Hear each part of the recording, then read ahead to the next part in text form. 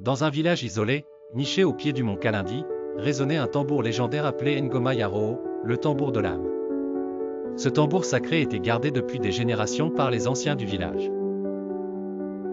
On disait que son battement pouvait invoquer les esprits des ancêtres pour apporter protection, abondance, ou avertir d'un danger imminent. Mais un jour, le silence s'abattit sur le village. Le tambour ne résonnait plus.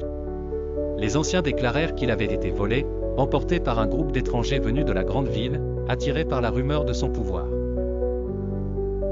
Le destin du tambour reposait désormais entre les mains de Aminata, une jeune fille courageuse, et de son frère Kofi, un apprenti guérisseur.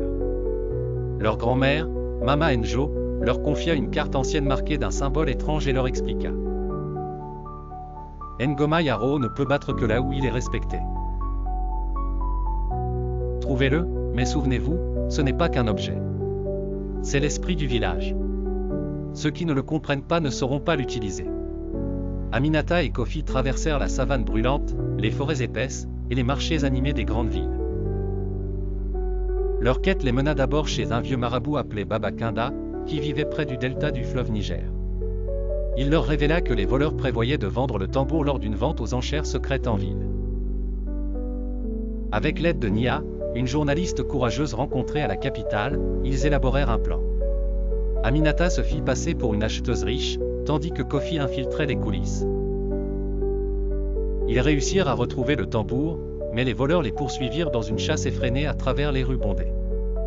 Finalement, Kofi frappa le tambour en pleine course, éveillant un grondement profond.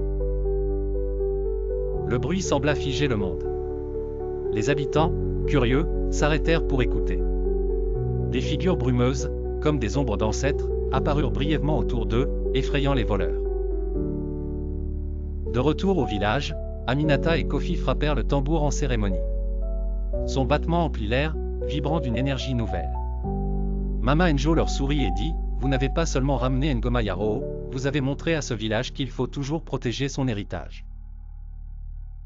Les tambours reprirent leur place centrale dans la vie du village, marquant chaque célébration, avertissant de chaque danger, et rassemblant les cœurs en une seule âme.